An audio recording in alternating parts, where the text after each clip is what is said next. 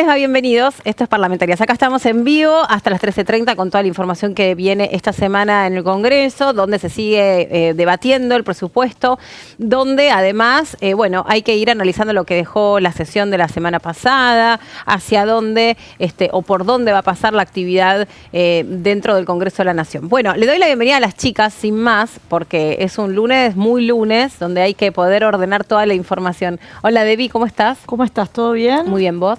Bien, llegó la ley de hojarascas. Llegó, finalmente, es verdad. Era cantando, ¿no? El que estaba mandando durante el fin de semana largo, un desubicado, todo el material. Sí, viste que cantando se la pasa así, Sí, es una máquina. Una cosa de locos, es Yo verdad. le pregunto cuántas notas llevas cada vez que lo veo, porque no para de escribir, Claro. es tremendo, pero finalmente llegó y te tengo un datito de color, y es que nos quedamos sin la ley del lobizón. Sí, pero qué poético el nombre, la ley de hojarascas. Pero pará, ¿sabés cuál es la ley del lobizón? Que si tenés un séptimo hijo varón, sí, y después fue... es el ahijado del presidente. Ya no puede ser más ya así. no, me la derogan, ¿te das Aprovecho cuenta? y saludo, porque, perdón, yo me adelanté, rompí los protocolos, es verdad. saludé y no esperé a que nuestra conductora, perdón, me presente. Pero el tema ¿Cómo estás, meritaba Lu? que interrumpas. Qué lacia. Bien, ay, bueno, sí, fuimos a la peluquería, chicos, había que arreglar esta melena de... Lion. Melena de león, hoy tomé melena de león a la mañana, estoy tomando mis vitaminas, chicos, cuídense, por favor, porque se viene la primavera, Mirá, hay que cuidarse de las alergias, hay que estar con la vitamina... Melena de león. Sí, hace muy bien, hace muy bien. ¿Qué se llama? Melena de león. Sí, son unos complejos vitamínicos que hacen. Pero muy eso bien. te lo recetó alguien, ¿es legal? Sí, ¿Estamos bien? sí, Bien. vamos al médico, no hay nada fuera de la legalidad. Es medio homeopático. Claro, sí, es natural, es naturista. natural, bueno, pues tenés distintas otras, tenés la omega 3 creo Sí, que es. la que tiene el atún, el que es la pescado y que, eso. exacto, que está a base de pescado. No sé, hay varias, hay unas vitaminas que son también de hierbas Por eso naturales. está siempre así, pum para arriba. Y es que si no yo me duermo. A Está mí yo bien. decía, che, estoy cansada. Bueno, tenés que tomar algunas vitaminas. Listo, perfecto. Son complementos que Está muy bueno. sirven, ¿no? A veces con lo que uno come hay que complementarlo con Me voy a algún anotar la suplemento. melena de león. Sí, tal cual. Pero bueno, una semanita también que se viene muy cargada, además de este proyecto que acaba de ingresar. Seguimos en pleno debate de diputados, también de lo que tiene que ver con el presupuesto 2025. Creo que hacía mucho que no se trabajaba, no digo así porque se trabaja todo el tiempo, pero hay una intensidad por parte de las diferentes comisiones, sobre todo las comisiones que tienen que ver con finanzas, con economía, que están realmente muy, muy activas, y sobre todo con la llegada de invitados también, representantes de los diferentes ministerios que tiene, sobre todo el Ministerio, en este caso de Economía, que va a estar llegando. Vamos a hablar sobre un proyecto de una de las diputadas de la oposición, de Cecilia Moró, que pidió que sí o sí venga Luis Caputo en este caso, a exponer sobre el presupuesto y la importancia que tiene el ministro de Economía que venga a hablar sobre el presupuesto. Bueno, ahora vamos a seguir con ese y con los otros temas, pero nos vamos derechito para la provincia de Formosa.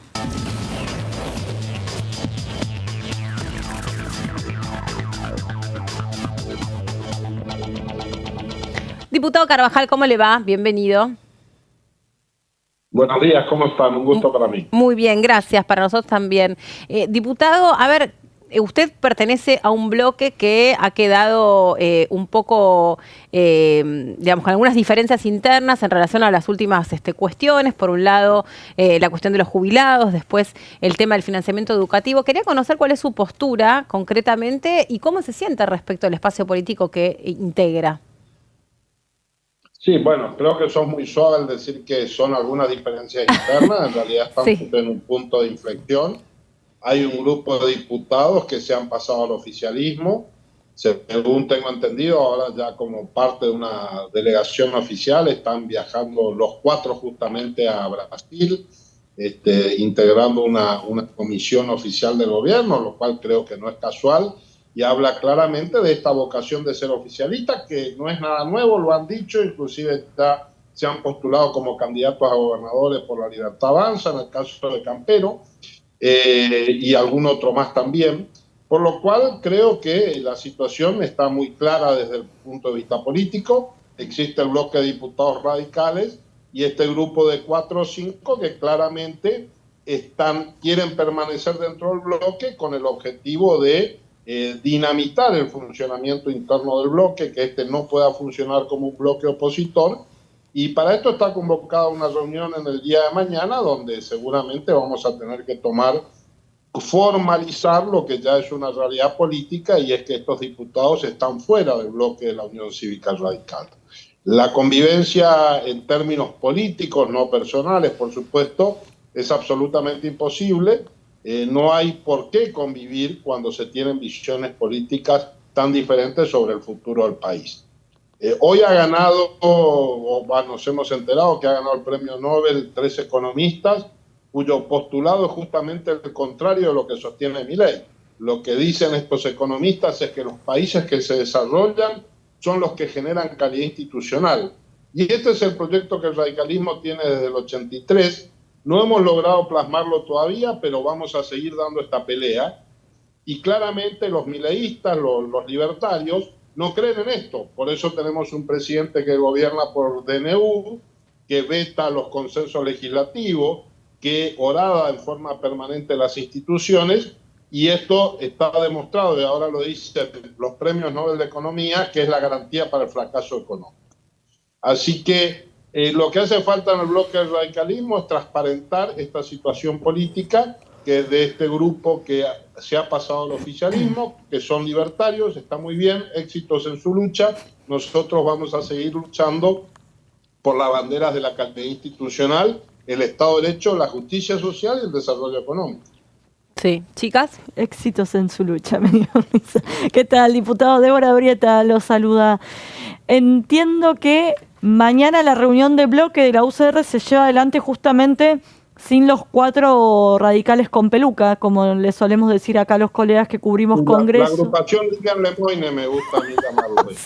Bueno. Son una agrupación libertaria que está pretendiendo pervivir dentro del bloque de la Unión Cívica Radical, lo cual es un acto de deslealtad política, digamos, ¿no? Porque, perdón que te interrumpa, sí, no, tranquilo. Débora, pero la verdad es que indigna, porque digo, tienen derecho a irse a donde quieren políticamente. Y en esto uno lo podrá cuestionar o no, tendrá que arreglarlo con sus votantes. Lo que no se puede hacer es estar en 2 lugares a la vez. Y en ese sentido, ¿qué van a hacer? ¿Cuál va a ser el planteo, la dinámica de la reunión mañana con como me dijo, la asociación Lilia Lemoine? ¿Van a pedir votar para la expulsión? ¿Les van a plantear que hagan un bloque aparte? Digo, ¿cómo va a ser ese procedimiento? No, esto lo vamos a tener que resolver mañana, pero está muy claro que ellos ya se han ido del bloque. Esto es lo que yo vengo planteando. A ver, se fueron el día que fueron a entrevistarse con Milei en la Casa Rosada en un gesto sobreactuado de sometimiento político. Luego lo han refrendado con sus votos y luego lo refrendan diariamente en sus declaraciones públicas.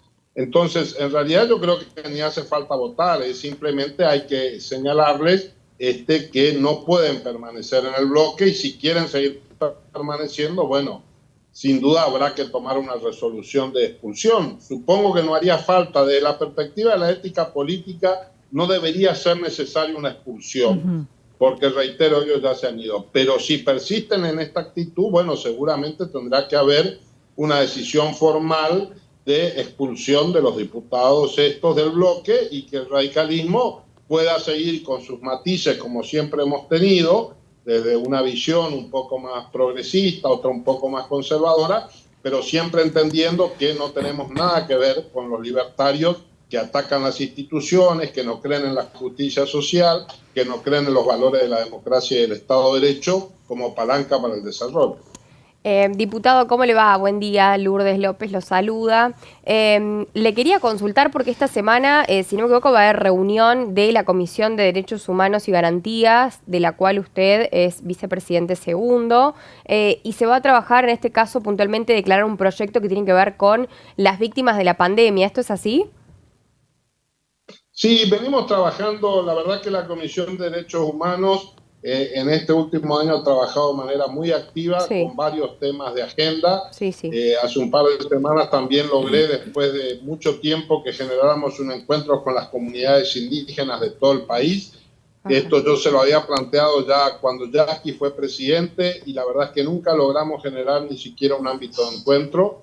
Y hemos estado trabajando también muy fuertemente en todo lo que tiene que ver con las víctimas de la pandemia, tanto para escuchar y recuperar el testimonio de estas víctimas y la importancia que tiene visualizar a las víctimas. Después discutamos la cuestión de los victimarios y qué hacemos con los victimarios. Pero lo que es indiscutible es que la Comisión de Derechos Humanos tiene la obligación de visualizar la situación de las víctimas, y es indiscutible que en pandemia se han cometido groserísimas violaciones a los derechos humanos. Así que estamos muy contentos con estas actividades que estamos haciendo de visualización.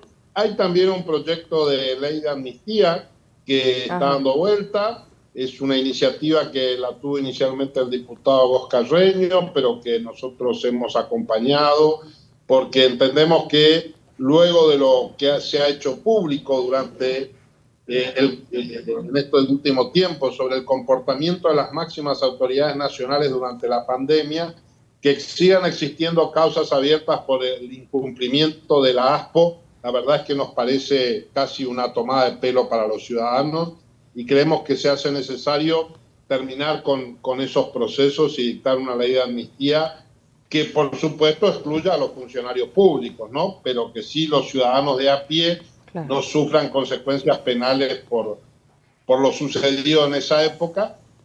Nos parece que es un modo también de cerrar una etapa histórica que ha sido bastante triste para toda la sociedad. Sí. Diputado, por último le consulto porque, bueno, ya llegó la ley de hojarasca, ya llegó la ley bases, ya estamos acercándonos en el segundo tramo del año. ¿Qué proyectos le parece que debieran quedar debatidos y aprobados en lo que queda de este año parlamentario? Bueno, en lo personal, prioritariamente quiero que se apruebe la ley de juicio por jurado, y en esto hemos estado avanzando fuertemente en consenso con todos los bloques, incluido con el oficialismo. Yo espero, la verdad es que logremos avanzar. Ese es un proyecto transformador, es indispensable y parece haber consenso de todos los sectores. Hay que afinar la puntería, pero me parece que deberíamos aprobar esto. De los proyectos que manda el gobierno, bueno, está muy claro que debemos tratar el presupuesto, que nos va a insumir muchas horas. Imprescindible la presencia del ministro de Economía. La verdad es que no es cierto que hay una convocatoria, ahora un proyecto que presentó la diputada Moró. No debería hacer falta esto. La presencia del ministro de Economía para tratar el presupuesto es casi una obviedad. Que el ministro no quiera venir es absolutamente incomprensible desde el punto de vista institucional, pero bueno, sí tiene que ver claramente con este mensaje de desprecio institucional que tiene el presidente Milei y su ministro de Economía. Así que esperemos que esto también el presupuesto se trate. Yo creo que el presupuesto hay que buscar el modo de aprobarlo, porque la peor ley de presupuesto es la que no existe, pero hay un montón de temas que necesitamos discutir. No estamos dispuestos a delegarle facultades y, por supuesto, queremos discutir todo lo que tiene que ver con los aumentos que hay en defensa, en seguridad, en desmedro de las áreas que tienen que ver con la promoción y el desarrollo social, y darle una mano a los que están peor en este momento. Bien. Así que esto sin duda que debería ser. La ley hojarasca, mirá, yo estoy dispuesto a discutirlo. Por supuesto que hay un trabajo que hacer en cuanto a modernizar y mejorar el Estado. No lo vi todavía el proyecto, recién nos lo acaban de enviar hace un rato. Seguramente va a haber muchas cosas que vamos a estar coincidiendo. La necesidad de remover obstáculos injustificables, la necesidad de construir un Estado inteligente, la compartimos. Lo que no compartimos es el trasfondo de un presidente que quiere destruir el Estado. Entonces, donde quieran destruir el Estado le vamos a poner freno. Donde podamos votar cosas para mejorar y modernizar el Estado, por supuesto que lo vamos a hacer, como hicimos en la ley base, que votamos algunas cosas que eran razonables y le pusimos freno a los desvaríos de la escuela austríaca. Diputado Carvajal, le queremos agradecer mucho especialmente este contacto, y obviamente vamos a seguir de cerca en esta semana que empieza toda la actividad que se produzca en las comisiones. Gracias, estamos pendientes. Ha sido un gusto. Gracias. Hasta la próxima. Bueno, mira, a mí me gustaba ser sutil respecto de cómo definir lo que estaba pasando dentro de la Unión Cívica Radical. El diputado viene, digamos, mostrando su descontento, absolutamente, pero bueno, me parece que también está bueno sincerarse. El otro día escuchaba incluso digamos, dentro del propio justicialismo, que se hacían la pregunta, bueno, ¿a quiénes representamos? ¿Quiénes son nuestros votantes? ¿Y qué país, a través de nuestras leyes, imaginamos y queremos construir desde este espacio? Creo que la Unión Cívica Radical, frente a esas preguntas, está en una situación un poco más complicada porque hay tantas diferencias que lo que no pueden acordar es a qué elector le hablan, y qué país se quiere construir desde ese espacio. Y claramente no se condice mucho con el país que tiene Javier Milei en la cabeza si pensamos que las dos leyes que viene vetando el presidente son justamente dos leyes que impulsó el propio radicalismo.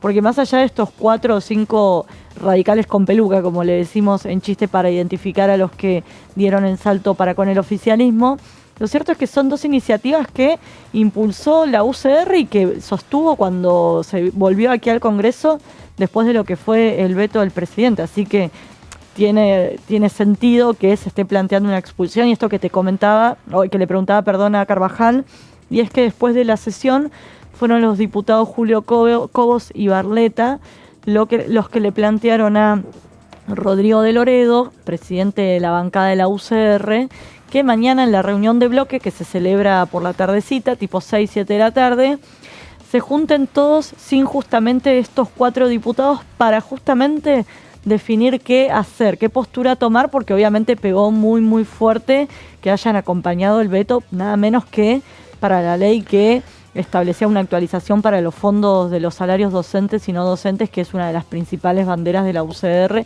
más allá de las diferencias que hay puertas adentro con el presidente del partido, que es Martín Lustó. Lo cierto es que había muchísimo enojo por una cuestión también simbólica. Al gobierno le sobraron 5 votos a la hora de vetar la ley, o de sostener, quiero decir, el veto. Justamente los radicales con peluca eran 5. Sí. Entonces simbólicamente también pega, ¿no? Obvio. Bueno, hablando de todo esto, recién comentábamos al principio del bloque, Lu, vos lo decías, la necesidad, el requerimiento de que venga el ministro de Economía, Caputo, a formar parte de las comisiones de presupuesto y Hacienda. Vos tenés este tema porque no es obligatorio. No pero es obligatorio, salvo que haya una interpelación que digamos que esté avalado en realidad, pero esto todavía no ha sucedido.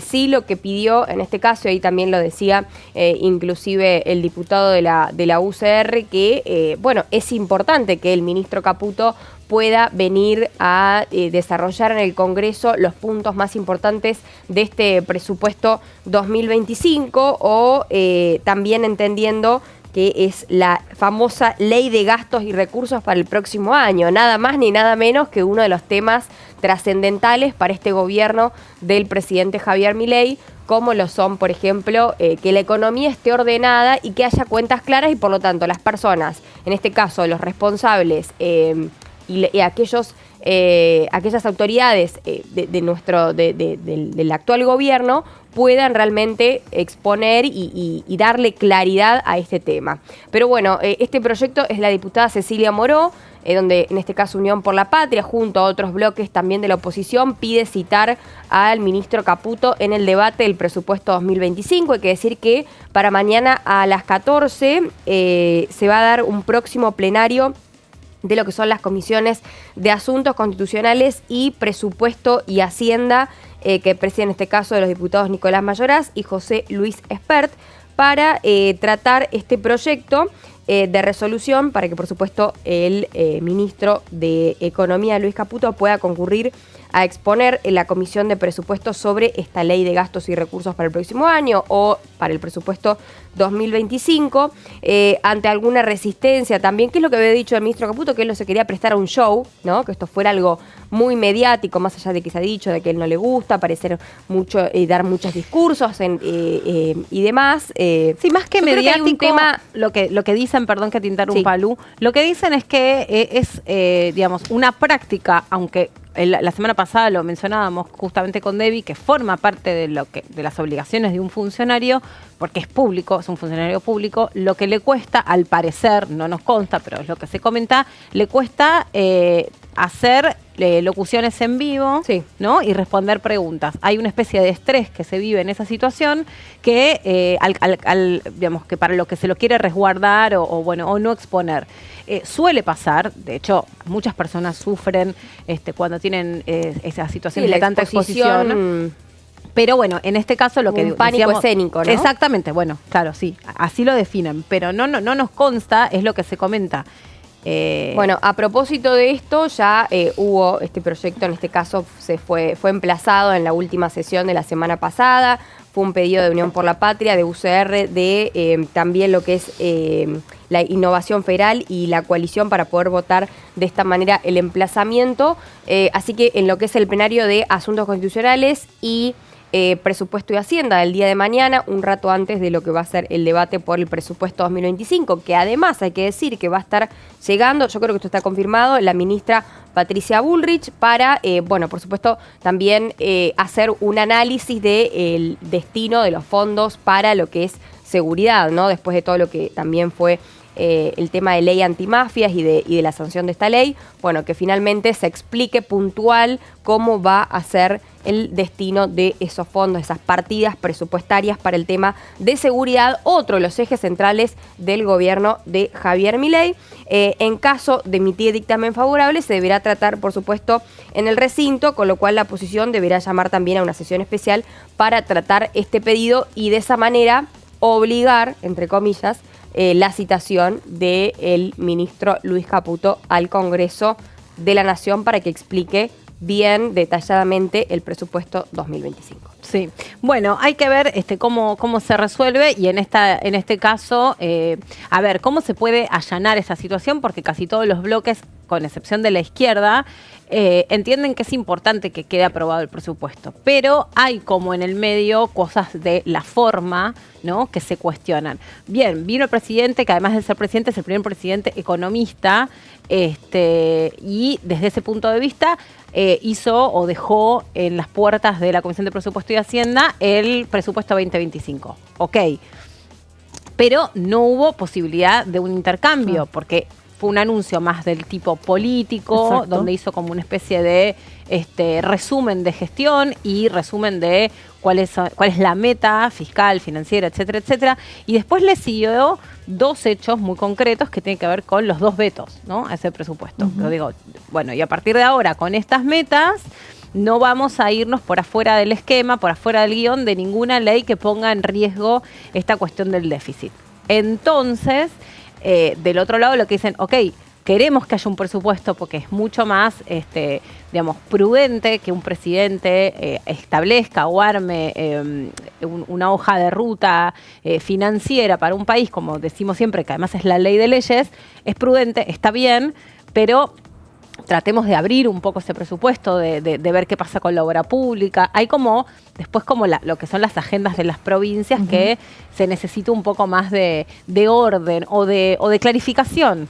Creo que cuando vino Javier Milei ese domingo a la noche, anticipó un poco lo que iban a hacer estos vetos que vos mencionabas, por un lado, y por otro lado, por dónde iban a ir las prioridades del presupuesto, porque él básicamente dio a entender, o sea, textualmente dio a entender que el Estado Nacional se tiene que encargar de las relaciones exteriores, de la justicia, de la defensa y de la seguridad.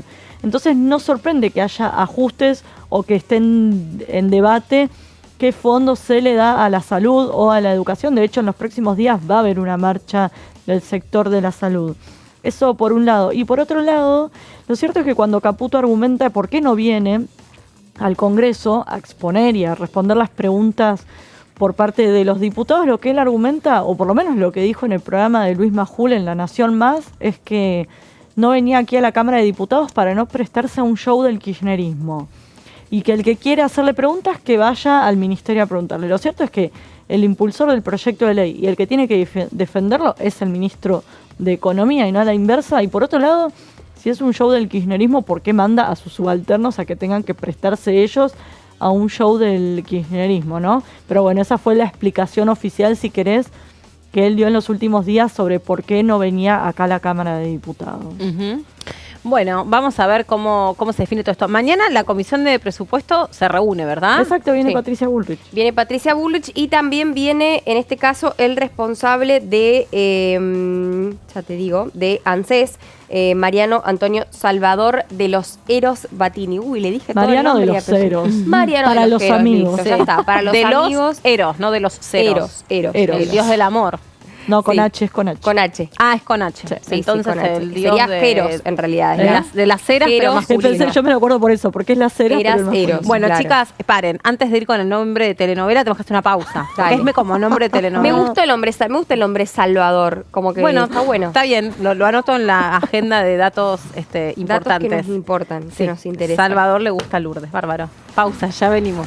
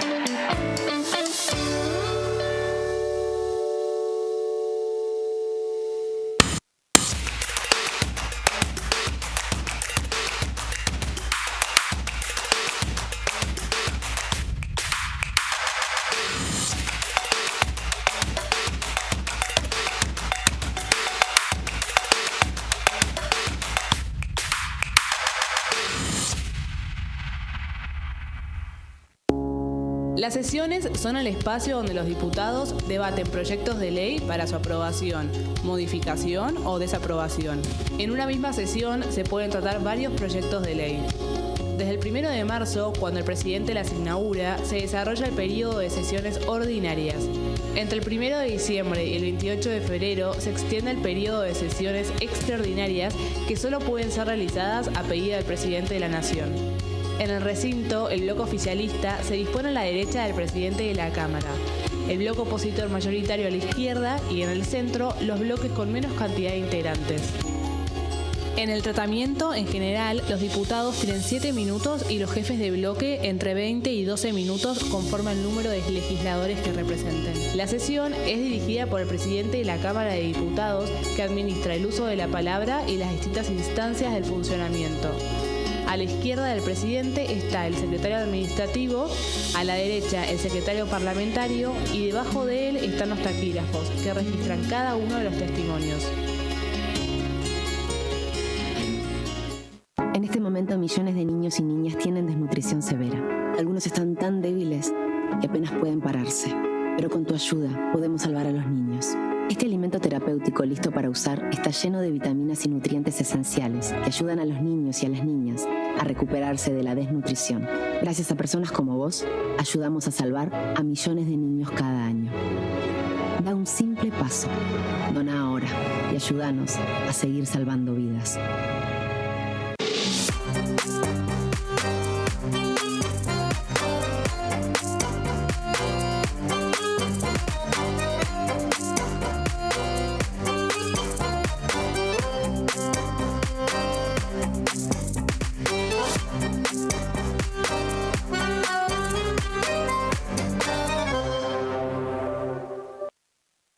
Dengue, Zika y chikungunya. Presta atención a estos síntomas. Si tenés fiebre alta, 38 o más, de 2 a 7 días de duración y dolor de cabeza, en especial detrás de los ojos, muscular y de las articulaciones, diarrea, dolor abdominal, náuseas y o vómitos, malestar general, cansancio, decaimiento, erupción en la piel, sangrado en nariz, encías u otras partes del cuerpo, no te automediques. Toma mucho líquido, usa repelente y acércate a un centro de salud.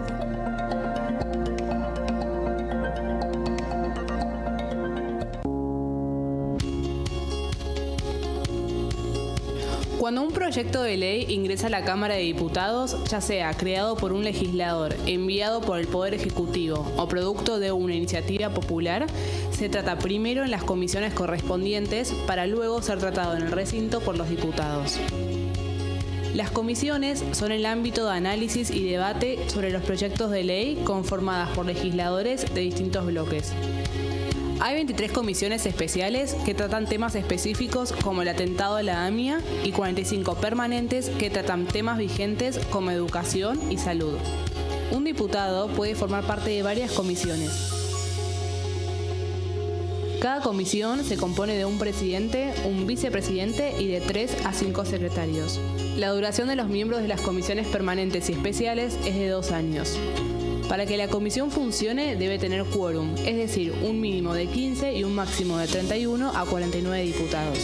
Las autoridades son elegidas por los propios integrantes de las comisiones, que a su vez son elegidos bajo consenso por sus propios bloques. Para que un proyecto sea tratado en el recinto, debe contar con el apoyo de la mayoría de los integrantes de esa comisión. Al finalizar una reunión de comisión, se dictamina sobre la pertinencia de tratar el proyecto en el recinto. El dictamen propone una resolución o decisión sobre una o varias iniciativas o proposiciones.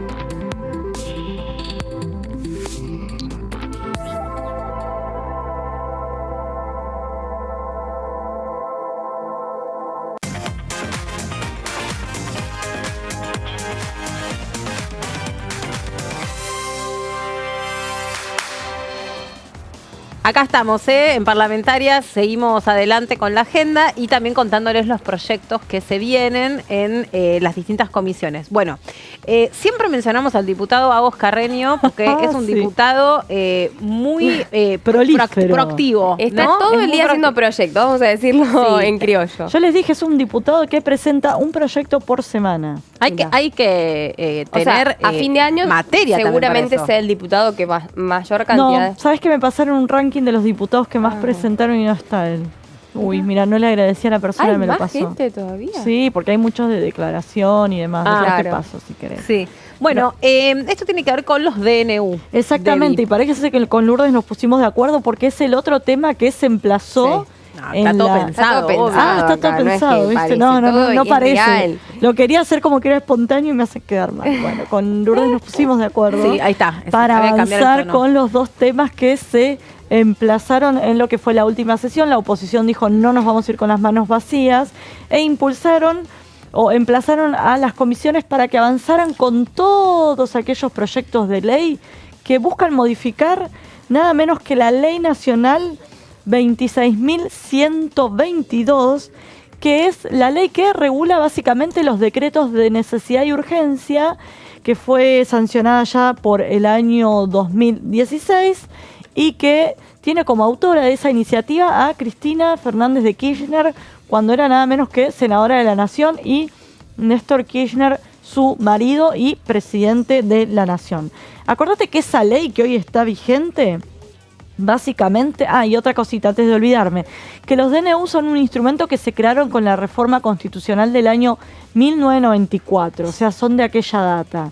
Bueno, pero antes de empezar a desglosar qué dice el proyecto de Óscar Agos Carreño, ¿qué hizo cuando el cordobés planteó acá en el recinto emplazar a las comisiones? Por un lado, recordó que tanto la ministra de Seguridad, Patricia Bullrich, como varios diputados del PRO, entre ellos nada menos que Silvia Los Penato, son autores de iniciativa que también buscan modificar la ley 26.122, que básicamente establece que todo decreto de necesidad y urgencia tiene fuerza de ley hasta tanto no sea rechazado por ambas cámaras.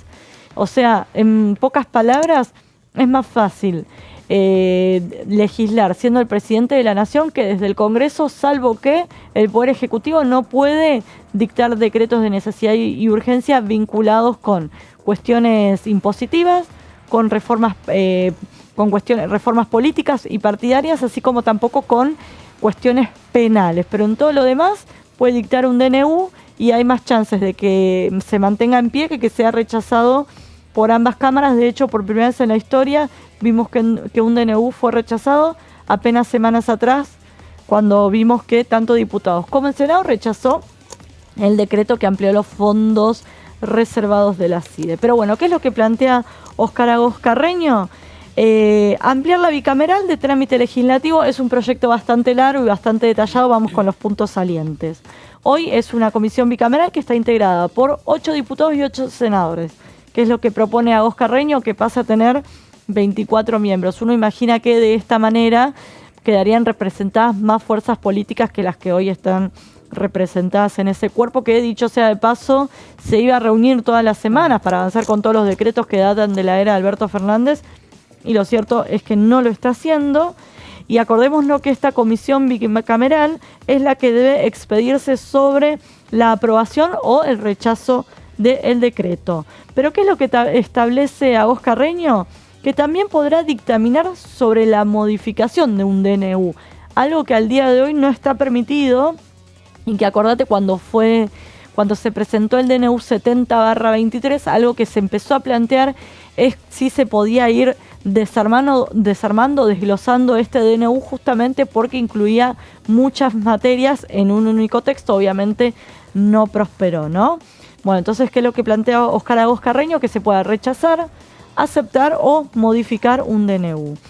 ¿Qué es lo que plantea entonces al agregar este ítem Agos Carreño? Es que el dictamen que firme la comisión bicameral debe pronunciarse sobre la procedencia formal y la adecuación del decreto a la materia y a las bases de la delegación y al plazo fijado para su ejercicio. Esto quiere decir que no tiene que meterse en el contenido del decreto, sino más bien si es básicamente legal o no. Y bueno, tiene 10 días hábiles para girar esos DNU a ambas cámaras. ¿Bien? ¿Cuáles son los puntos claves que plantea el proyecto Agos Carreño? Que las cámaras deben pronunciarse por la aprobación, el rechazo o la modificación en un plazo de 60 días. Hoy el Congreso no tiene ningún tipo de plazo para pronunciarse una vez que se lleva adelante o se dicta un DNU, decreto. Lo vemos que recién este año la bicameral se pronunció sobre decretos que habían sido firmados por Mauricio Macri, por ejemplo, ¿no? También lo que plantea es que el rechazo por alguna de ambas cámaras implica su derogación. Esto es al revés a lo que funciona hoy, que básicamente hoy, con que una de las dos cámaras lo apruebe, ya queda firme el DNU. Y lo que plantea también Agos Carreño, que es bastante interesante, es que dice que si se rechaza el DNU o se incumple con los plazos, por ejemplo este de 60 días, pero también incluye otros, el Poder Ejecutivo no podrá dictar un decreto análogo al anterior durante un año. O sea, un presidente va a pensar 2 veces antes de enviar un decreto porque sabe que no tiene una segunda oportunidad. Y bueno, eso sería, ya me iba a ir a leer otras placas, ¿no? Cuando decís que no va a tener una segunda oportunidad, sí. ¿a qué O sea, por ejemplo, si vos impulsás un DNU y una de las dos cámaras te lo rechaza, vos, no sé, ya está, ampliar los fondos reservados de la CIDE, por decirte, un DNU, te lo rechaza una de las dos cámaras, durante un año el Poder Ejecutivo no puede volver a emitir un dictamen similar, un decreto, perdón, similar. Sí. Entonces te ve mucho más, vas a pensarlo vas perdiendo mucho más. Herramientas Exactamente. Y terreno. Y también pone otros plazos del tiempo que se pasa desde que se llega a la bicameral y que la bicameral lo tiene que mandar a las dos cámaras. Digo, la idea es agilizar los trámites para que justamente haya un pronunciamiento por parte del Congreso y que tenga mayor poder el Congreso a la hora de poner un freno a los decretos de necesidad y urgencia. Y acá la clave es que Unión por la Patria venía haciendo... Me quedé pensando en una cosa antes, Debbie, perdón. Lo de la ampliación de los miembros es ampliación para que también haya mayor reparto de fuerzas políticas, ¿no? Por eso. No solamente en números, sino en representaciones. Exactamente, porque acordate que tenemos un Congreso y una los partidos, y no solo pasa en la Argentina, mucho más fragmentada. Entonces te pasa esto, que quedan muy pocos partidos dentro o bloques representados dentro de las comisiones. ¿Y qué termina pasando muchas veces? Que se conforman los interbloques pensando justamente en ocupar una silla dentro de las comisiones, y una vez que se reparten las sillas se rompen esos bloques. Por ejemplo, pasó con Hacemos Coalición Federal, que ahora se llama Encuentro Federal, que ahí adentro estaba la coalición cívica, que en ese momento se armó ese interbloque justamente para el reparto, para tener mayor volumen y así poder acceder a sillas. Obviamente trabajan muy bien juntos, no es que está juntando a la izquierda con los libertarios, sino que tienen una agenda en común, pero después cada uno siguió por su camino justamente porque la coalición cívica no quería quedar desdibujada.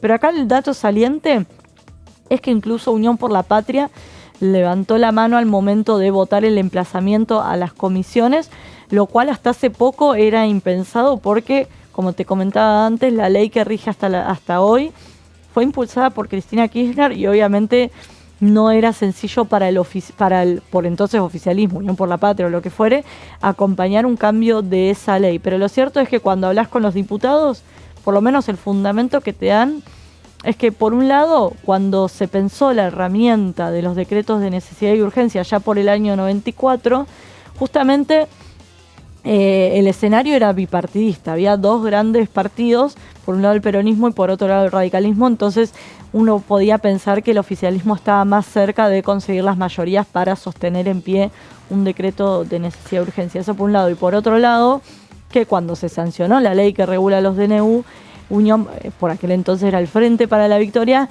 estaba también muy cerca de reunir esas mayorías o de construir esas mayorías. Pero ahora el escenario es totalmente otro, se gobierna en minoría, por lo que el gobierno, en vez de buscar consensos, ¿qué hace? Impone por DNU.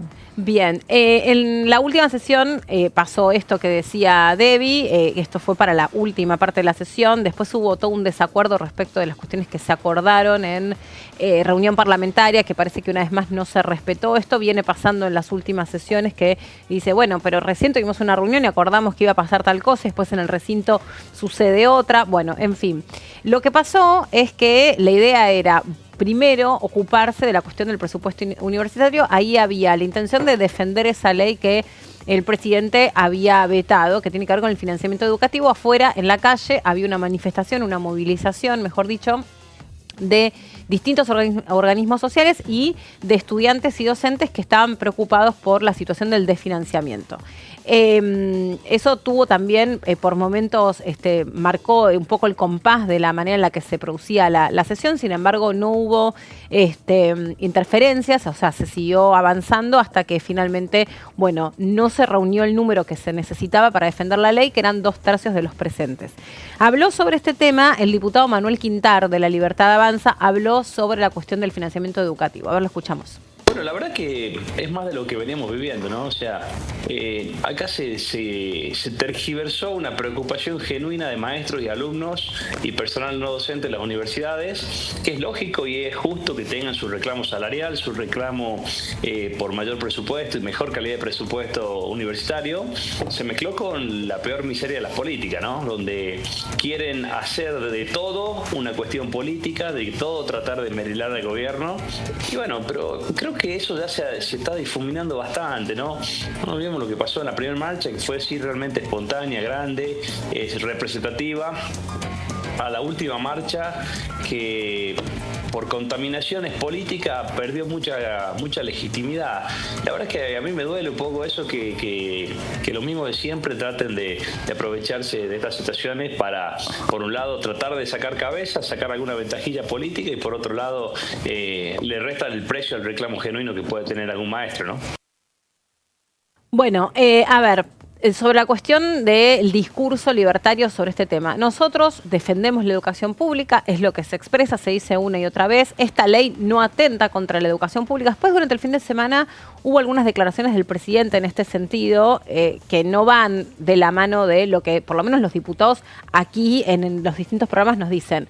Para Libertad Avanza es un valor, la educación pública, lo que se pone un poco en cuestión, si se quiere interpretar finito, es, bueno, ¿qué pasó antes con el tema educativo para que se llegue a que muchos de los docentes estén por debajo de la línea de la pobreza y si eso pone en definitiva en riesgo la continuidad de las carreras. Claro. Muchos pibes, los que se escuchaba en la marcha es nosotros no sabemos cuál va a ser la continuidad de nuestra trayectoria educativa porque sabemos de muchos docentes que empiezan a renunciar a la pública porque no pueden vivir de ese sueldo, que lo hacen en todo caso medio como por reconocimiento o por el valor que eso supone para sus currículums, pero no viven de eso.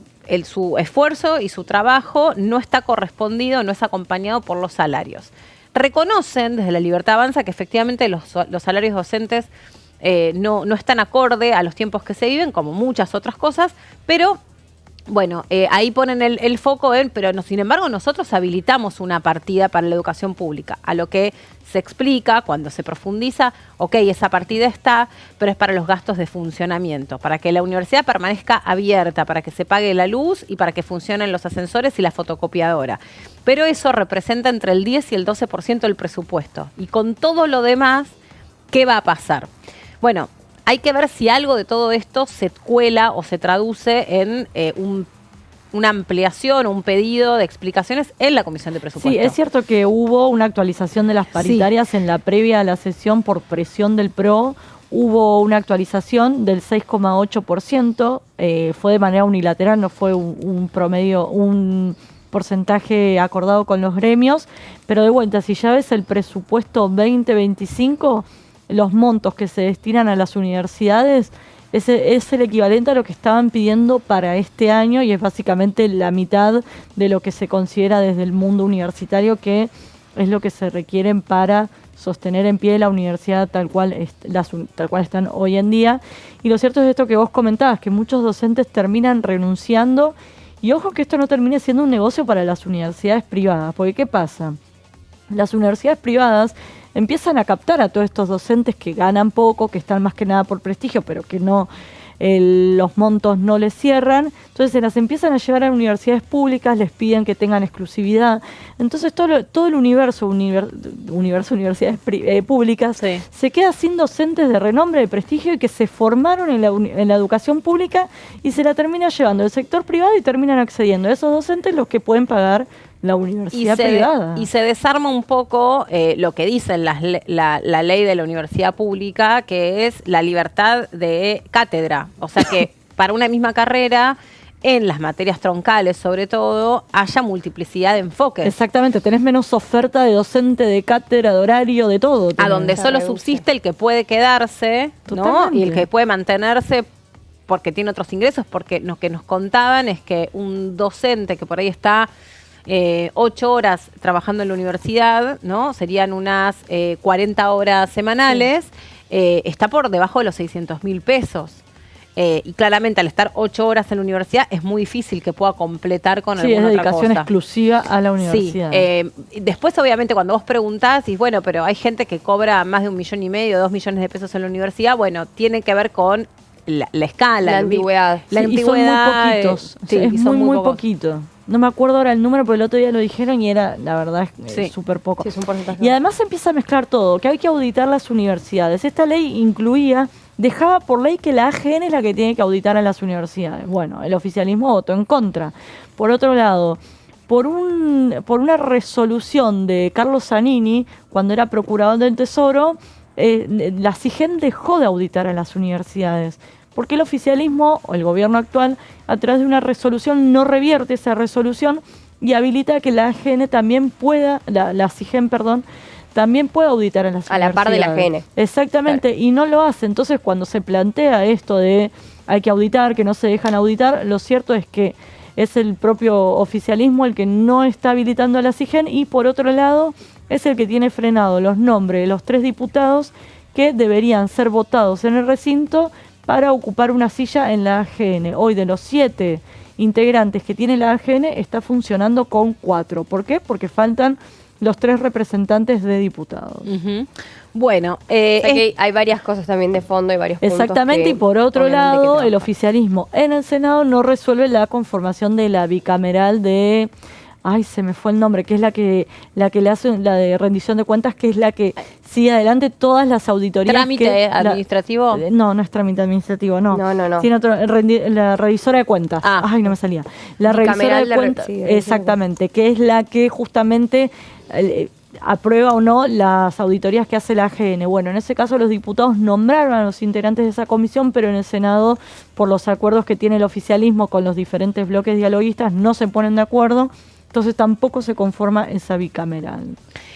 Bien, también habló sobre este tema la diputada Carolina Yutrovic de Tierra del Fuego, de Unión por la Patria. Ella se refirió y expresa su postura sobre esta cuestión. Es complejo pensar el día después, cuando uno pierde una votación, un bloque, por lo menos nuestro y parte de la oposición, perdemos una votación como esta, que es sobre un tema tan significativo para los argentinos y las argentinas, que tiene que ver con una institución muy arraigada en la tradición argentina, que es la universidad pública, ¿no? Entonces es complejo pensar el día después, pero como siempre decimos los que venimos del palo sindical, la única lucha que se pierde es la que se abandona, así que hay que seguir adelante, pensar que, bueno, el lado positivo, logramos consensos sin billetera de gobierno, logramos consensos con 160 votos y tenemos que seguir trabajando para afianzar mayorías, porque es la única manera que vamos a poder hacer valer la voluntad, ¿no?, de este poder del Estado, que es el Congreso. Primero hay que aclarar, y que es lo que venimos haciendo desde nuestro bloque, ¿no? Esta ley de financiamiento universitario tenía que ver con complementar una parte que no hizo el gobierno, que fue tener en cuenta solamente los gastos de funcionamiento, por ejemplo, y por supuesto de mala manera, porque ha bajado un 34% la inversión en general en las diferentes universidades. La nuestra ha tenido un impacto del casi 40%, la Universidad Nacional de Tierra del Fuego, en esa merma de recursos. Pero digo, el gobierno nos mete en una discusión absolutamente falsa o mentirosa, porque los chicos pueden tener el edificio con luz, gas, etcétera, pero si no tienen los profesores y profesoras que le den clase, es lo mismo que nada. O sea, todo es necesario en un ambiente educativo. O sea, el recurso humano también es importante, y sabemos la pérdida que han tenido salarialmente los docentes y los no docentes. Entonces, la realidad es que no podemos entrar en esa discusión falsa que nos quiere meter el gobierno, y tenemos que pelear este presupuesto y sobre todo el que viene.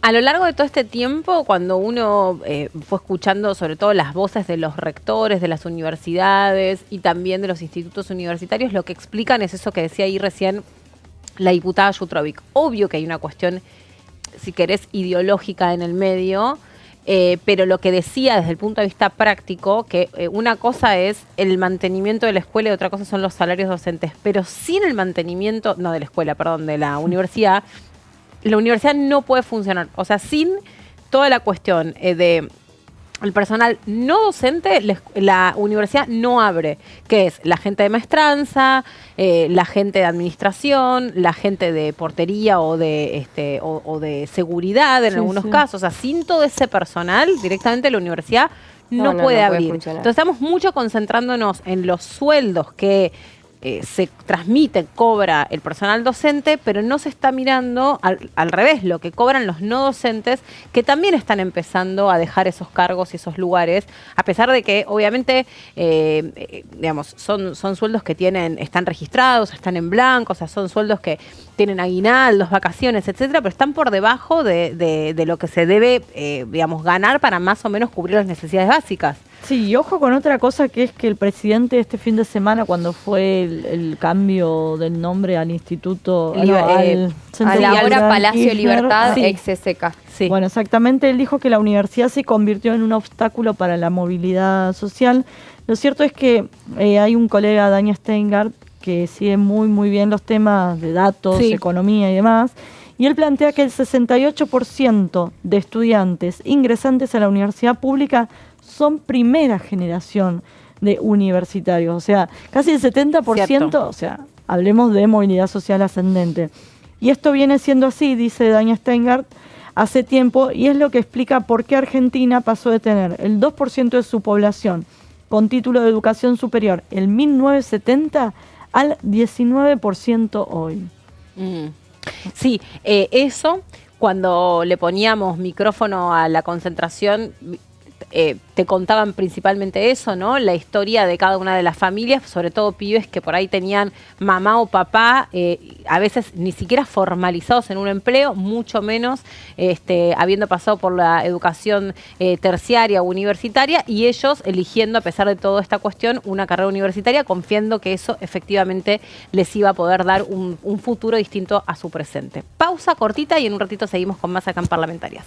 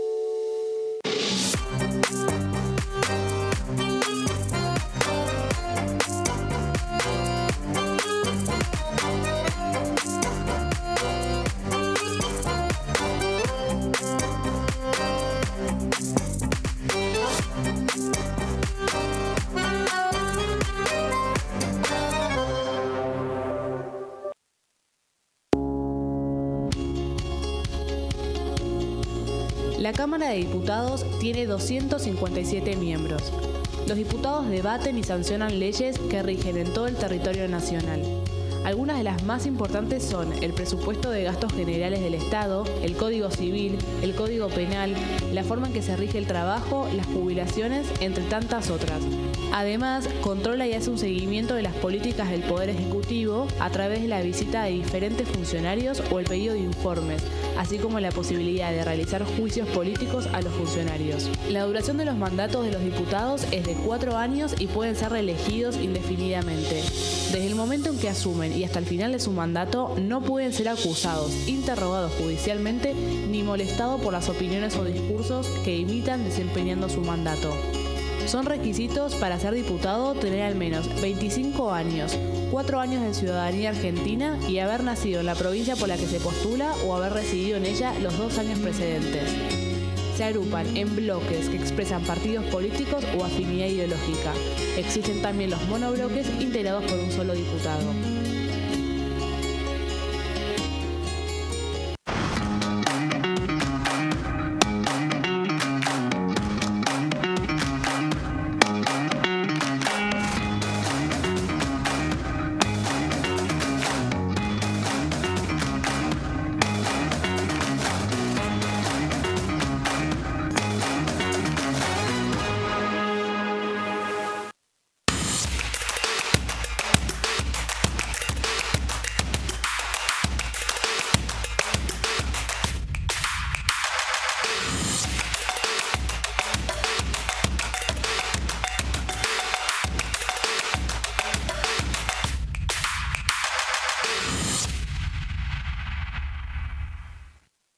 ¿Qué diferencia hay entre la Cámara de Diputados y la Cámara de Senadores?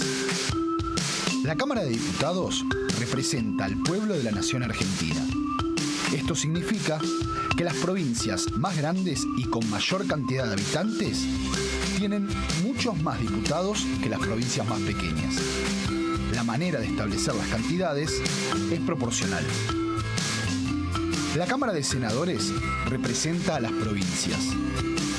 Cada provincia envía 3 senadores al Congreso Nacional. El total de senadores es 72, dado que las provincias argentinas son 24. Este es un número fijo. Por ejemplo, la provincia de Buenos Aires cuenta con 70 diputados nacionales y la provincia de Tierra del Fuego con 5. Pero tanto la provincia de Buenos Aires como la de Tierra del Fuego cuentan con 3 representantes cada una en el Senado de la Nación. Cada 2 años, el Congreso Nacional renueva la mitad de sus diputados y 1/3 de sus senadores nacionales. El mandato de los senadores es de 6 años, mientras que el de los diputados es más breve, dura solamente 4 años.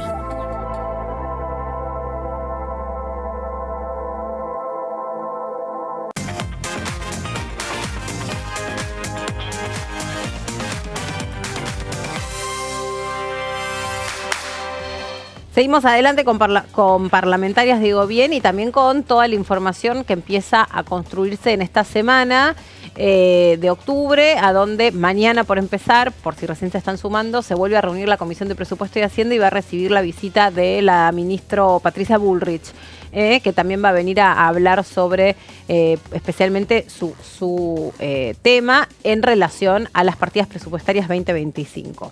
Bueno, vamos, Lu, con el tema de la Unión Europea y un marco normativo debatible aquí en el Congreso. Bueno, estuvieron en la última reunión de la semana pasada de lo que es energías y combustibles, presidida por la diputada Lorena Villaverde, hablando sobre este tema de un marco regulatorio para el hidrógeno en nuestro país, este hidrógeno verde, que sabemos que hay un tema que es el económico, que hay que resolverlo, que hay que darle también una factibilidad a esta transición energética y a emisiones bajas en carbono lo antes posible. Sí, ya lo hablábamos también con el metano. Bueno, ahora también es momento de hablar de la transición energética a partir del hidrógeno verde, y este proyecto apunta a regular la industria del hidrógeno verde y de las bajas emisiones de carbono, que es lo que se está buscando. Para esa forma también no solamente transicionar en matriz energética / económica / productiva, sino también en la forma en la que,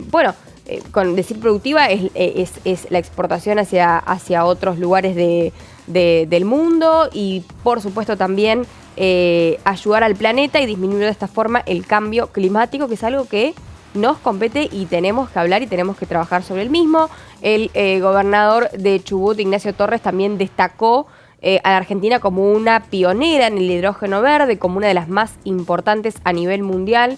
Por lo tanto, dijo en textuales palabras que sería una lástima que Argentina no pique en punta en cuanto a un marco normativo que regule de verdad esta actividad, como es la explotación, la generación de hidrógeno verde. Y estamos hablando también de una matriz productiva muy importante, ya en lo que es el presente y el futuro. La iniciativa también busca atraer inversiones y, lo que les decía, es sostenible, es cambios en la matriz productiva / económica a partir de todo un trabajo de sustentabilidad y de esa forma también modificar la matriz energética nacional. Me voy a ir a algunos testimonios porque por supuesto estuvieron representantes, en este caso del Ministerio de Energía de la Nación, el secretario de Energía, Eduardo Rodríguez Chirillo, que explicó que la ley de bajas emisiones comprende el hidrógeno verde y que el objetivo es pensar en una norma esencialmente energética que regule un combustible que nos va a regir durante los próximos años. Mariela Beljanqui también, que es subsecretaria de Transición y Planeamiento Energético, dijo que el Congreso esté tratando este tema es muy importante, pero además el hidrógeno verde y de bajas emisiones son una de las posibilidades que tiene la Argentina, no solo para hacer nuestra propia transición, y es lo que les decía al principio, hacia una economía más baja en carbono, sino también en los productos de exportación. Por otro lado, Amador Sánchez Rico dijo que, quien es embajador de la Unión Europea en Argentina, el hidrógeno es una de las iniciativas más transformadoras y visionarias en el ámbito de la energía global y es fundamental generar un marco normativo que guíe y acompañe a este sector que es reciente. El potencial de la Argentina en lo que es la producción de hidrógeno verde y renovable es una realidad. Es un actor nuevo, se estima que el 14% de la matriz energética mundial va a ser cubierta por hidrógeno en el 2025. Realmente los números son muy importantes, por lo tanto es un proyecto que ya se está trabajando, se va a continuar conversando también en este caso en las reuniones informativas de energía y combustibles. Sí, después de lo que fue el discurso también ante las Naciones Unidas de la canciller, ¿no? En este sentido, diciendo que la Argentina no iba a suscribir estos pactos verdes o estos pactos internacionales porque en realidad cada país tenía que ir con su propia agenda, con autonomía, sin adscribirse a este tipo de pactos, aunque lo que sobre todo viene de Europa y de Asia es que los procesos de industrialización tienen que ser procesos ecológicos o procesos sustentables para tener más éxito en la colocación de esos productos en el mundo. O sea, si vos no asegurás en un tiempo, digamos, muy cercano, que vos, por ejemplo, a la soja la plantaste, la sembraste de una manera sustentable, las posibilidades de poder vender esas hojas son menores. Totalmente, te afecta a la hora de los vínculos o las relaciones internacionales, ¿no? Colocar un producto ya de por sí es muy complicado. Sí. Imagínate si no cumplís con los estándares, no es una buena noticia, digamos. No es y genera pérdidas a nivel económico también muy importante. Hay que decir que como dato en la agenda parlamentaria esta semana Energías y Combustibles va a estar en 2 plenarios muy importantes. El miércoles a las 10 de la mañana en el Salón Delia Parodi, en una reunión conjunta, Recursos Naturales y Conservación del Ambiente Humano con Energía y Combustibles, en lo que va a ser los presupuestos mínimos de protección ambiental de gestión de emisiones de metano en el sector de hidrocarburos. Esto es un tema. Y por el otro va a estar Energía y Combustibles a las 14 con Agricultura y Ganadería, también en un plenario, donde fueron invitados expositores a fin de abordar biocombustibles. Es la ley 27.640 sobre un marco regulatorio, así que miren si no se está trabajando sobre las modificaciones en matriz productiva y por supuesto en una transición hacia energías limpias lo más pronto posible. Con todo lo que la Argentina tiene para ofrecer al mundo en este sentido, ¿no? Además, estamos en una posición privilegiada. Lo que pasa es que hay que acompañarlo con políticas públicas. Lo mismo con, por ejemplo, la electromovilidad, que es una ley que viene esperando hace un montón de tiempo y donde otros países ya han avanzado con su plaza automotriz en la industrialización de autos híbridos. Uy, ¿te acordás del proyecto de Culfas que había mandado durante el gobierno de Alberto Fernández, que quedó ahí, en la nada, tal cual? Y vos te fijás que, por ejemplo, Uruguay tiene transporte público híbrido, Chile tiene transporte público híbrido. Brasil no estoy segura, pero esos 2 países con seguridad y tenés digamos, una estructura armada en las rutas que te permite que vos salís con tu auto, tu taxi o lo que sea y lo podés cargar en unas plataformas que están a la vela de las rutas.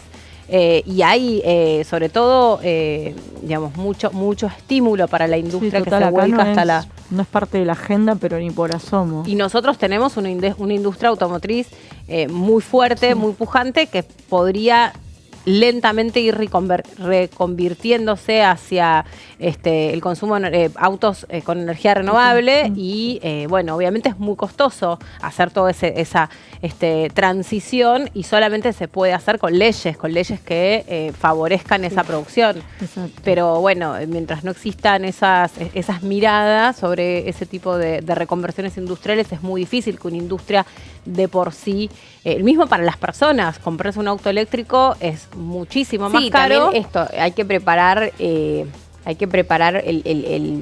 vamos a decir, el terreno, ¿no? Con diferentes puestos de carga, con comodidades también y practicidad a la hora de poder circular en un auto eléctrico, no solamente beneficios impositivos a la hora de comprarlos, de adquirirlos, sino también, esto de decir salgo a la calle, tengo lugares óptimos para poder cargar el automóvil. Y también, ¿no? Que esté desarrollado también el terreno y el lugar donde esos autos van a transitar. Sí, tal cual.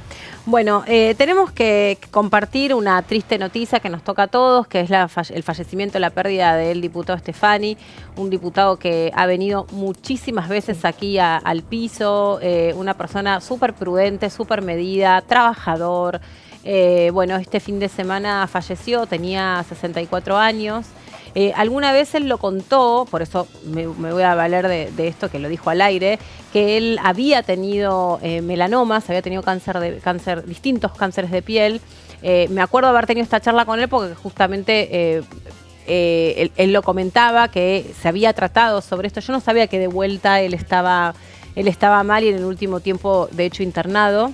No, la verdad que a mí personalmente me afectó porque no, a ver, lo habíamos tenido hacía muy poquito, en entrevistas, siempre venía al piso.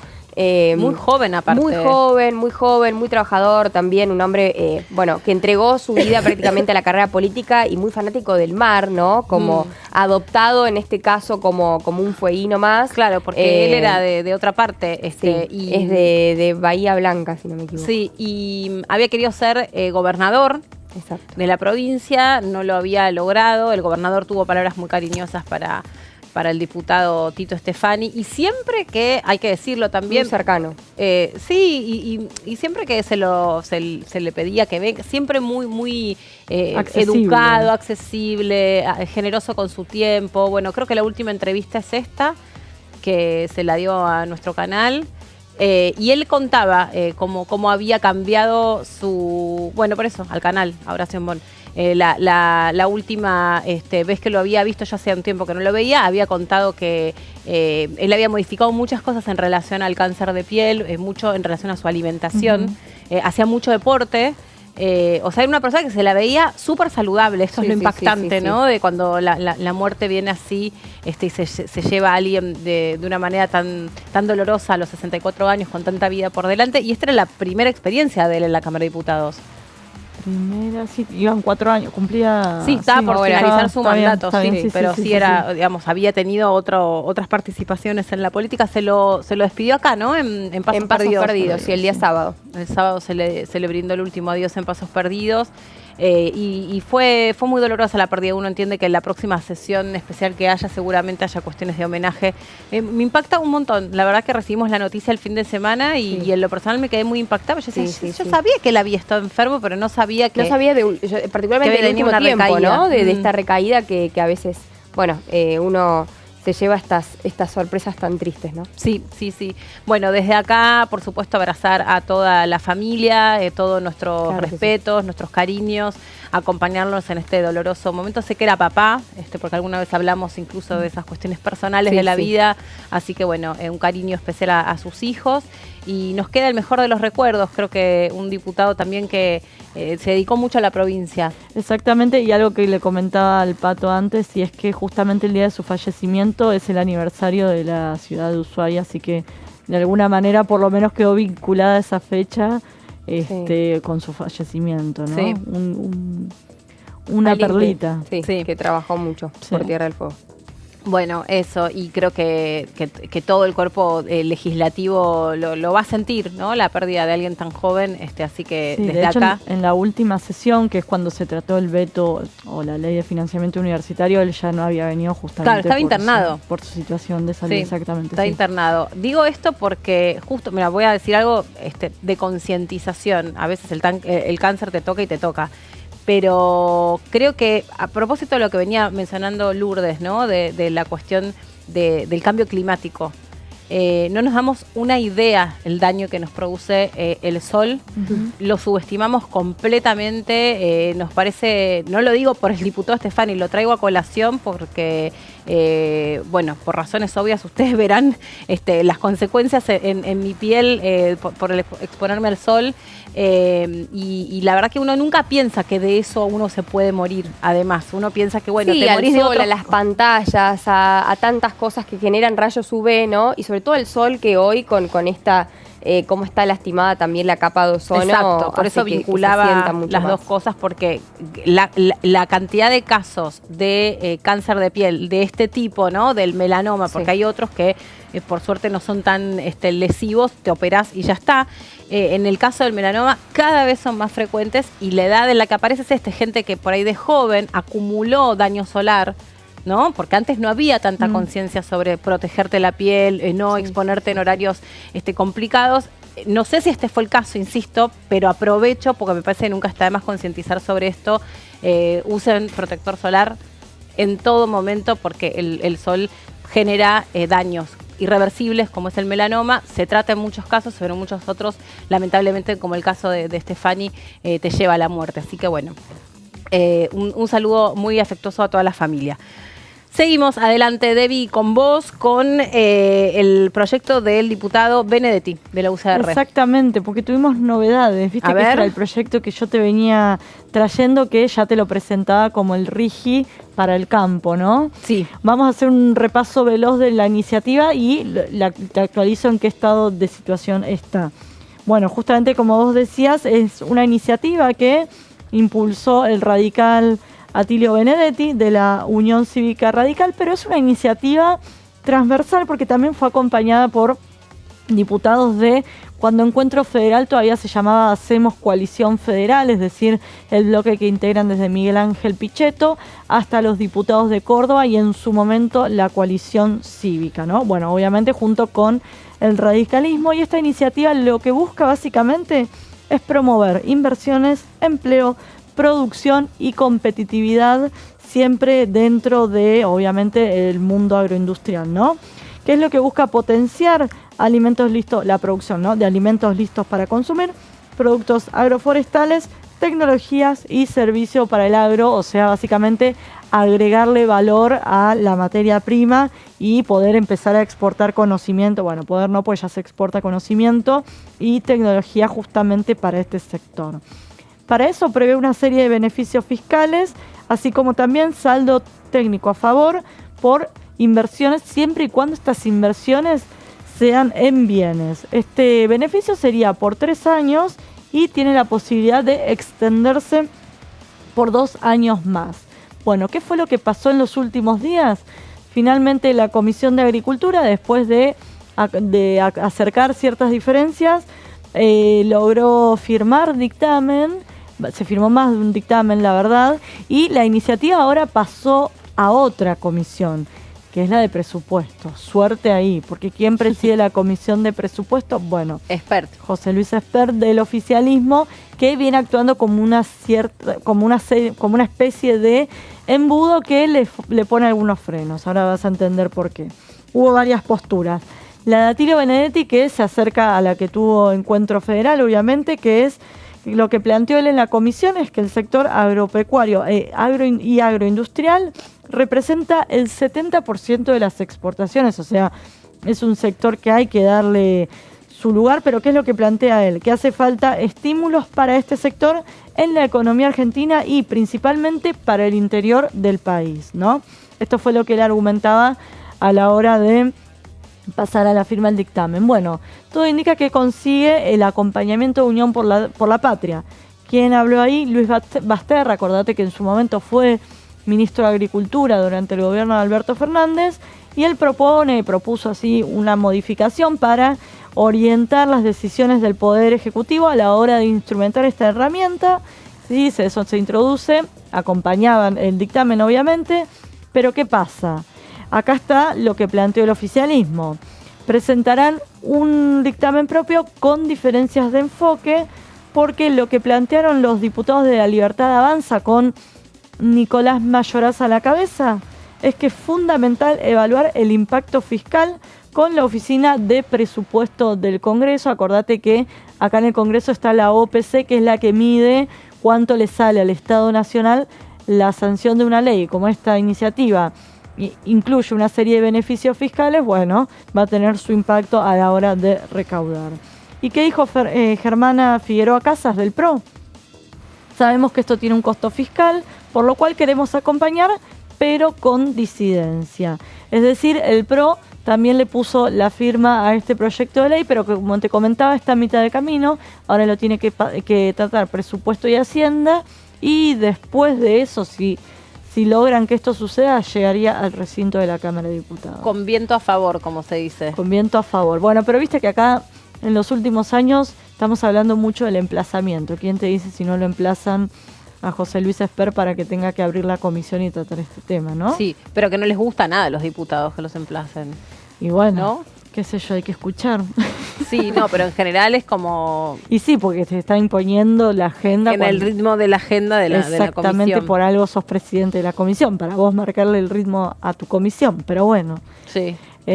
gobernar en minoría no es fácil. No, obviamente. claro. Y entonces, ¿qué es lo que está previsto para esta semana? A ver, tenemos Bueno, ¿qué es lo que está previsto para la esta semana? agenda. Ahí Lourdes hizo un Sí. detallado de la recap. agenda. Buenísimo. Pero yo te hablo de los emplazamientos, que es lo único, Dale. bueno, no es lo único que me acuerdo, hijo de, Sí.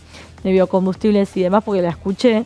Pero lo más importante es que se tratan los 2 emplazamientos que te comentábamos con Lourdes antes. Por un lado, para que venga Toto Caputo. Toto Caputo, le digo, como si fuera mi Sí, amigo, sí, ¿viste? íntimos. Luis Toto Caputo, es que es la regla para acordar, hay tantos Caputos en este gobierno que ya no sé Claro, cuál que es hay cuál. que saber... Para que venga él también a responder las preguntas Claro. vinculadas al presupuesto. Eso será mañana martes. Después el 16, que ya no sé si es miércoles o jueves, empieza a tratarse la ley que regula los decretos de necesidad y urgencia. Miércoles, Pero sí. también mañana tenemos la presencia de nada menos de Patricia Bullrich, que va a venir a defender la partida presupuestaria para la cartera que ella encabeza, que es la de seguridad. Sí. Así que esos van a ser como los temas calientes de la semana, ¿no? ¿Y vos, Lu, tenés los otros temas Sí, de la agenda? A esto ver. que les decía que va a haber plenario de comisiones también en este caso para la Comisión de Energía y Combustibles junto con Agricultura y Ganadería y también Energía y Combustibles con Recursos Naturales y Conservación del Ambiente Humano. Esto va a ser para el día miércoles también, pero lo que es mañana martes, bueno, Ciencia, Tecnología e Innovación Productiva a las 10 de la mañana va a estar el secretario de Innovación, Ciencia y Tecnología de la Nación, también con el fin de abordar la situación actual del sistema de ciencia y tecnología en sus diversas jurisdicciones. Esta es la comisión que es presidida por el diputado... ¿Cuál, perdón? la de Ciencia y Tecnología. Lo tengo... La de Magne, ¿no es la de Magne? sí. Facundo Magne. Sí, no, pero era de Facundo. Claro, no sé si sigue No siendo está ahora, Manes. no. El diputado que estaba antes en la de Salud. Goyan, ay chicos, gracias. Goyan, sí, nuestro director está muy atento. Te salvó ahí. Mujeres, sí, Goyan. Era antes de Salud, Goyan. Sí, Era presidente de no, Salud. era Shedlin, el de Salud. Y después fue Goyan. Ahora, no, pará. Estamos No, mezclando. ahora es Shedlin. No, ahora de Ahora Salud. Antes es Shedlin. era Goyan. No, Ah, el antes año era- pasado era no, Goyan de era Salud. Mónica Fein. No, claro. Era Shedlin, Fein, Sí. Shedlin. Goyan nunca fue presidente. Claro, de la era- comisión. bueno, pero estaba Era ahí. Mónica Fein. Pero ministro, Pero fue ministro de la ministro, pandemia. de la ahí va, pandemia. fue Exacto. ministro. Chicos, por ahí andaba. En No, provincia de total, Buenos muy Aires. difícil. Mujeres y diversidad a las 11 de la mañana, Salón Delia Parodi también. En este caso se va a estar hablando sobre aquellos organismos especialistas quienes abordan la temática de implementación y ejecución 2024-2025 en todo lo que es las políticas de género.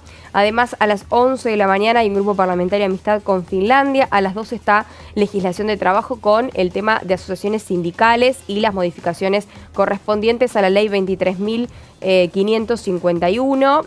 Por otro lado, a las 13 va a estar discapacidad con invitados para hablar sobre pensiones no contributivas y el derecho a la protección social de las personas con discapacidad en el marco de la Convención sobre los Derechos de las Personas con Discapacidad.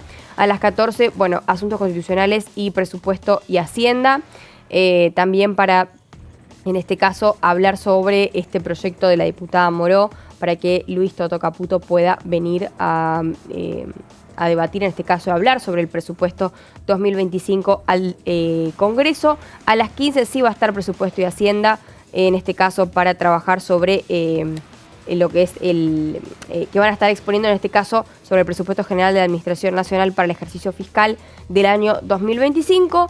A las 16 horas, Defensa Nacional. A las 17, la Comisión de las Personas Mayores. Chicos, mañana tenemos más comisión que otra Sí, ¿viste cosa. lo que es la agenda? Que toda la Estalla. semana. Sí, va a Tremendo. estallar realmente. A las 17 va a estar Cultura, con varios proyectos también de resolución y de declaración. Y después, bueno, el miércoles hablamos, si quieren, de todas las comisiones que va a haber el miércoles, porque si no, no terminamos más. Claro, bueno, listo. Vamos a ir actualizando. Mañana nosotros tenemos programa entero, sí, porque No zafás. estamos en el medio de las No zafás. comisiones.